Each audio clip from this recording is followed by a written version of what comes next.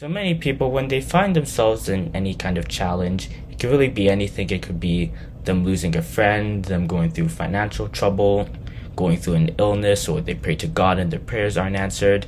Their lives really start to fall apart. In fact, when they find themselves in this situation, they even start to doubt whether God is with them or not. They think that God has forsaken them or something like that. But if you are facing this challenge, how can we exactly overcome it? Well, in this video, I'm going to give 3 steps that we can take that can help us solve this problem. So first, one way we can sustain our faith is if we see whatever challenges we're going through as a learning process. That God can actually sometimes allow these bad things to happen in our lives just so we can learn from the experience. For example, if we read James chapter 1 verses 2 to 4, it says that when temptations come in our lives, we should actually have joy. We should be happy. Here it says, "My brethren, count it all joy when ye fall into diverse temptations, knowing this, that the trying of your faith worketh patience." In fact, the Bible continues to tell us that these challenges actually make us better people, as we can see from Zechariah chapter 13 verses 8 and 9 and Job chapter 23 verse 10. To further strengthen this point, let's look at the story of Job, because I think it is a great example of what every Christian should do when they find themselves in a tough situation. If we read Job chapter 1 verses 1 to 5, we can see that Job was by no means a poor person. He had all sorts of children and riches and other things that people at that time wished to have. So with this in mind, you'd probably think that Job would be devastated when he finds out that he loses everything that he had and even has an illness to top that off.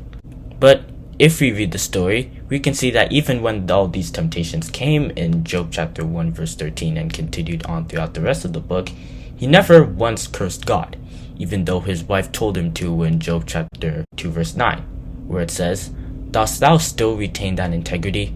Curse God and die." If most people found themselves in this situation, they would have probably cursed God. But Job didn't do this, and he was later rewarded in Job chapter 42. So, the next time we find ourselves in a tough situation, instead of complaining to God or thinking that God has forsaken us, we should try to see what we can learn from this experience. The second thing I think we should do when we find ourselves in any kind of tough situation is to focus on why the problem is happening instead of just how hard the situation is and how it's affecting us. This is because it can actually help us get through it and make it easier to endure.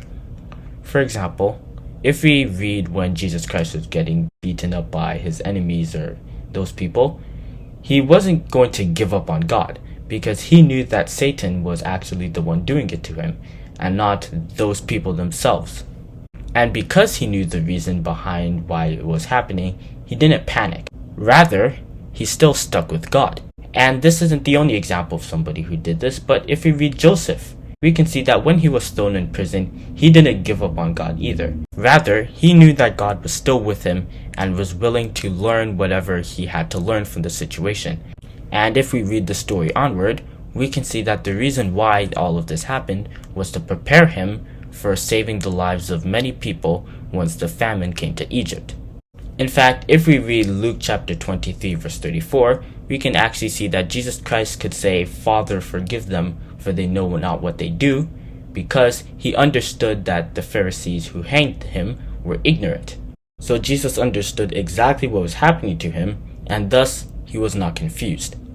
Finally, the last thing I think we should do if we find ourselves in tough situations is to remember all the promises that were made for us Christians in the Bible, the biggest one being eternal life, which is mentioned in various places like in 1 John chapter 2 verse 25, where it says, "And this is the promise that he had promised us, even eternal life." And eternal life is definitely something to look forward to, because the Bible has mentioned so many of the good things that us Christians will be able to enjoy in that world, like no sickness, no death, no evil, no war, and all of the other terrible things that we see in this world. However, eternal life isn't the only promise that God has for us Christians though, because even in the current world that we're living in, God has promised to protect us. For example, in Psalm chapter 34 verse 7, it says, "The angel of the Lord encampeth round about them that fear him, and delivereth them." So, if we're going through any kind of trouble in this world, this verse lets us know that God has not forsaken us, but is still with us. And that is where I'm going to stop on this video about what we should exactly do if we find ourselves in tough situations. If you have enjoyed this video, you can hit the subscribe button on our channel and also click the notification bell so you know exactly when we upload videos. Have a good day, and I'll see you in the next video.